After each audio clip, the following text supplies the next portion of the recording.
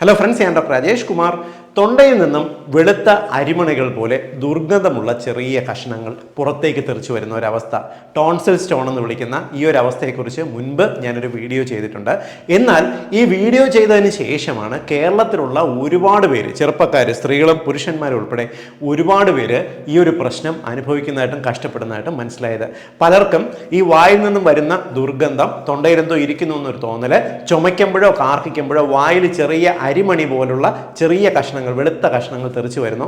ചിലർ വിചാരിക്കുന്നത് പല്ലിന്റെ പീസ് മുറിഞ്ഞ് തൊണ്ടയിരിക്കുന്നതെന്ന, ചിലർ വിചാരിക്കുന്നത് കഴിക്കുന്ന ഈ ചോറ് തൊണ്ടയിനകത്ത് കുടുങ്ങിയതാണെന്ന്. കാരണം ഇത് പ്രസ് ചെയ്ത് കഴിയുമ്പോൾ ചെറിയ ദുർഗന്ധം ഉണ്ടാവും, ചെറിയ സ്മെല്ലുണ്ടാവും. ഇത് ഒരുപാട് പേരെ അലട്ടുന്ന ഒരു പ്രശ്നമാണ്. ഇവർക്ക് ഒരു ആൾക്കാരെ മുമ്പ് പോയി സംസാരിക്കാനുള്ളൊരു കോൺഫിഡൻസ് കുറവുണ്ടാവും. വാ തുറന്ന് നോക്കുന്ന സമയത്ത് നമ്മുടെ ടോൺസിലിനകത്ത് ചെറിയ വെളുത്ത അരിമണികൾ പോലെ ഇവ പറ്റിപ്പിടിച്ചിരിക്കുന്നത് കാണാം. അതുകൊണ്ട് തന്നെ ഈ ഇടവിട്ട് ഈ ടോൺസിൽ സ്റ്റോണുകൾ വരുന്നവർക്ക് എങ്ങനെ ഈ കണ്ടീഷൻ വരാതെ തടയാനുള്ള ചില സിമ്പിൾ മാർഗങ്ങൾ ഞാൻ വിശദീകരിക്കാം. പഠനങ്ങൾ പറയുന്നത് നമ്മുടെ സമൂഹത്തിലുള്ളതിൽ ഏകദേശം 15% പേർക്ക് ഈ തൊണ്ടയിൽ നിന്നും ഈ ടോൺസിൽ സ്റ്റോൺസ് വരാറുണ്ട് എന്നാണ്. എങ്ങനെയാണ് ഇത് ഫോം ചെയ്യുന്നതെന്ന് ഞാൻ സിമ്പിളായിട്ടൊന്ന് വിശദീകരിക്കാം. നമ്മുടെ തൊണ്ടയിൽ നമ്മുടെ ടോൺസിലുകൾ എന്ന് പറയുന്നത് നമ്മുടെ ശരീരത്തിലേക്ക് ഉള്ളിലേക്ക് എത്തുന്നത് മൂക്ക് വഴിയോ വായ വഴിയോ എത്തുന്ന ബാക്ടീരിയകളെയും മറ്റ് രോഗാണുക്കളെയും പ്രധാനമായും ചെറുക്കുക എന്നുള്ളതാണ്. നമ്മുടെ ഈ ടോൺസിലിനകത്ത് ടി ലിംഫോസൈറ്റുകൾ, നമ്മുടെ പ്രതിരോധ കോശങ്ങൾ അടങ്ങിയിട്ടുണ്ട്. ഇവ ഈ ബാക്ടീരിയയെ നശിപ്പിക്കാറുണ്ട്. ഇങ്ങനെ ഈ ബാക്ടീരിയയുടെ എപ്പിത്തീലിയൽ ഡെബ്രിസുകളും നമ്മൾ കഴിക്കുന്ന ഭക്ഷണത്തിൽ നിന്നും ഫോം ചെയ്യുന്ന അതിൻ്റെ ചില ഭക്ഷണശകലങ്ങളും അതോടൊപ്പം നമ്മുടെ തൊണ്ടയ്ക്കകത്ത് ഫോം ചെയ്യപ്പെടുന്ന, അതായത് ഈ കണികകൾ നമ്മുടെ ശരീരത്തിനെ ബാധിക്കാതിരിക്കാനായിട്ട് കാൽഷ്യം കൊണ്ടുണ്ടാക്കുന്ന ഒരു ബയോഫിലിം ഉണ്ട്, ഒരു ചെറിയൊരു കവറിംഗ് ഉണ്ട്. ഇങ്ങനെ ഫോം ചെയ്യപ്പെടുന്ന ഒരു ചെറിയ വസ്തുവാണ് നമ്മൾ ഈ അരിമണികൾ പോലെ കാണുന്ന ടോൺസിൽ സ്റ്റോൺസ് എന്ന് വിളിക്കുന്നത്. ഇവ ചെറിയ ഉരുണ്ട രൂപത്തിൽ ഫോം ചെയ്ത് നമ്മുടെ തൊണ്ടയുടെ ഇടയ്ക്ക്, ടോൺസിലുകളുടെ ഇടയ്ക്കോ ടോൺസിലുകൾക്കകത്ത് ചെറിയ ഈ ഇൻഫെക്ഷൻ വന്ന് മാറിയിട്ടുണ്ടാകുന്ന ചെറിയ കുഴികൾക്കകത്തോ ഇവ ഇരിക്കുന്നത് കാണാം.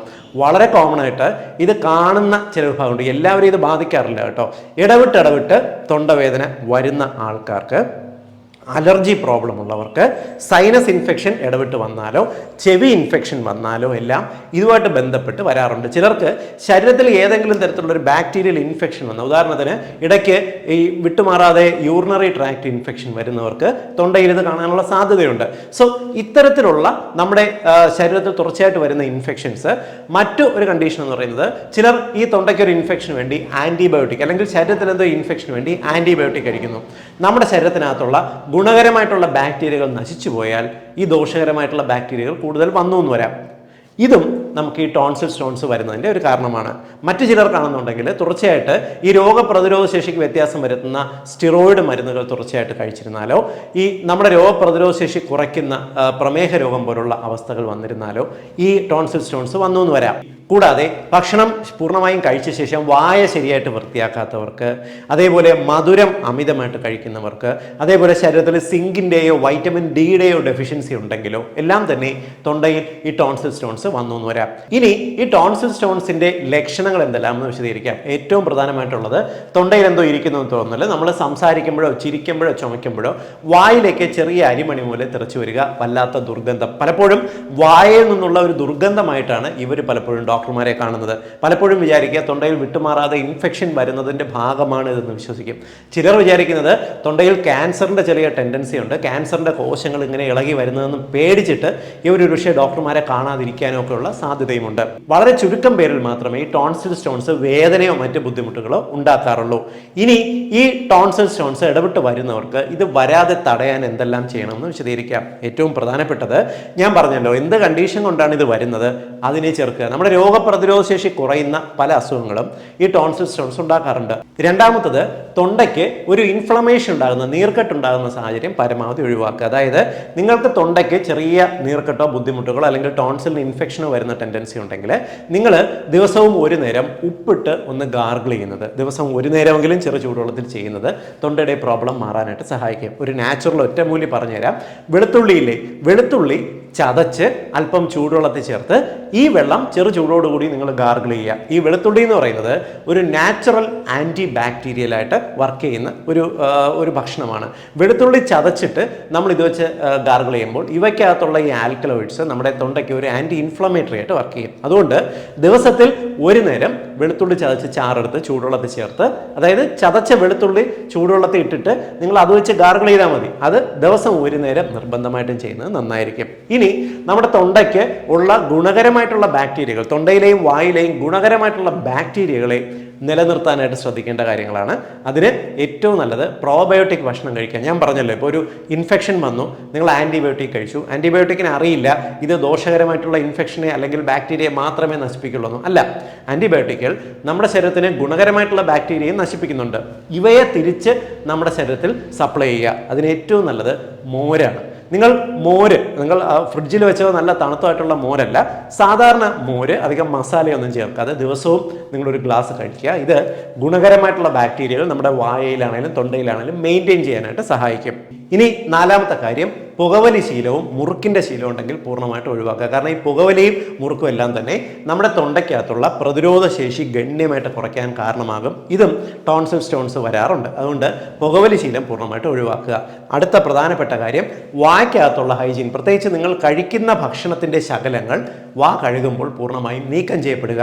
നമ്മുടെ സമൂഹത്തിൽ പല്ല് തേക്കാത്ത ആൾക്കാരുണ്ടോ എന്ന് ചോദിച്ചാൽ ഇല്ല. എന്നാൽ രാത്രി പല്ല് തേക്കുന്ന ആൾക്കാർ എത്ര പേരുണ്ടെന്ന് ചോദിച്ചാൽ വളരെ ചെറിയ ശതമാനം മാത്രമാണ്. രാവിലെ പല്ല് തേക്കുന്നതിനേക്കാൾ വളരെ പ്രധാനമാണ് രാത്രിയിൽ കിടക്കുന്നതിന് മുമ്പ് പല്ല് തേക്കുക എന്നുള്ളത്. കാരണം കഴിക്കുന്ന ഭക്ഷണത്തിൻ്റെ ശകലങ്ങൾ വായ്ക്കകത്ത്, പ്രത്യേകിച്ച് പല്ലിൻ്റെ ഇടയ്ക്കുള്ള സ്പേസിലെല്ലാം പറ്റിപ്പിടിച്ചിരുന്നാൽ ഇത് ഈ ടോൺസിൽ സ്റ്റോൺസ് വരാനുള്ള സാധ്യത വളരെയേറെ വർദ്ധിപ്പിക്കും. അതുകൊണ്ട് നിങ്ങൾ രാത്രി കിടക്കുന്നതിന് മുമ്പ് പല്ല് തേക്കുക.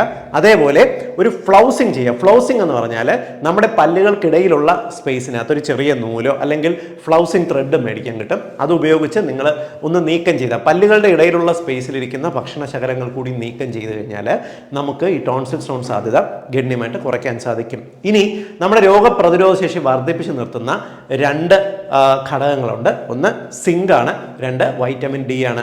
സിങ്ക് കണ്ടന്റ് ഉള്ള ഭക്ഷണങ്ങൾ, അത് അത്യാവശ്യം നമുക്ക് മത്സ്യം, ഇറച്ചി വർഗ്ഗത്തിനകത്ത് കൂടുതലുണ്ട്. ധാന്യങ്ങൾക്കകത്ത് ധാരാളം അടങ്ങിയിട്ടുണ്ട്. ധാന്യം എന്ന് പറഞ്ഞാൽ പയറ്, കടല, പരിപ്പ് എന്നിവ. നമ്മൾ പയറും കടലയെല്ലാം മുളപ്പിച്ചിട്ട് അഥവാ കഴിക്കുന്നുണ്ടെങ്കിൽ, പാകം ചെയ്ത് കഴിക്കുന്നുണ്ടെങ്കിൽ സിങ്ക് വളരെ ഉയർന്ന അളവിൽ നമുക്ക് പെട്ടെന്ന് കിട്ടും. ഇത് നമ്മുടെ രോഗപ്രതിരോധ ശേഷി വർദ്ധിപ്പിക്കാനും തൊണ്ടയുടെ പ്രോബ്ലത്തിനെ ഓവർകം ചെയ്യാനും സഹായിക്കും. രണ്ടാമത്തത് വൈറ്റമിൻ ഡിയുടെ സപ്ലിമെൻ്റ് ആണ്.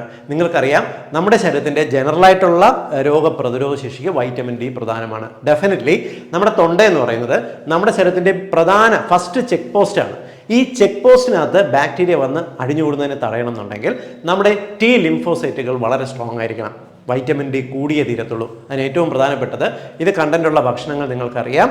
ഇറച്ചി, അത്യാവശ്യം മുട്ട, മീൻ എന്നിവയ്ക്കകത്തുണ്ട്. കൂടാതെ നിങ്ങൾ രക്തം പരിശോധിച്ച് വൈറ്റമിൻ ഡി കുറവാണെങ്കിൽ ഇത് സപ്ലിമെൻ്റ് ചെയ്യുക. വെയിലിൽ നിന്നും ഇത് ലഭിക്കും. വിട്ടുമാറാതെ തൊണ്ടവേദനയോ ഈ ടോൺസിൽ സ്റ്റോൺസോ വരുന്നവർ വൈറ്റമിൻ ഡി നിർബന്ധമായിട്ടും കുറവാണോ എന്ന് പരിശോധിച്ച്, കുറവാണെങ്കിൽ ഡോക്ടറെ കണ്ടത് സപ്ലിമെൻ്റ് ചെയ്യുന്നത് നന്നായിരിക്കും. ഈ ഒരു രീതിക്ക് ശ്രദ്ധിച്ചു കഴിഞ്ഞാൽ നമുക്ക് വിട്ടുമാറാതെ വരുന്ന ഈ ടോൺസിൽ സ്റ്റോൺസിനെ പൂർണ്ണമായിട്ടും ഒഴിവാക്കാൻ സാധിക്കും. ഒരുപാട് പേര് എന്നോട് ചോദിച്ച ഒരു ചോദ്യത്തിൻ്റെ ഉത്തരമാണ് ഞാനിവിടെ വിശദീകരിച്ചത്. നിങ്ങൾ ഈ ഇൻഫർമേഷൻ ഷെയർ ചെയ്യുക. കാരണം നമ്മുടെ സമൂഹത്തിൽ ഈ തൊണ്ടയ്ക്കകത്ത് ഇത്തരത്തിൽ അരിമണി പോലെ ഇളകി വരുന്നത് നാണക്കേടുകൊണ്ട് ഡോക്ടർമാരോട് പറയാൻ മടിക്കുന്ന, ശരിയായിട്ട് ചികിത്സ എടുക്കാത്ത ഒരുപാട് പേരുണ്ട്. അവർക്ക് ഞാൻ ഈ പറഞ്ഞ ഇൻഫർമേഷൻ ഉപകാരപ്പെടുമെന്ന് ഉറപ്പാണ്. വീണ്ടും മറ്റൊരവസരത്തിൽ മറ്റൊരു വിഷയമായി കണ്ടുമുട്ടാം. ബൈ.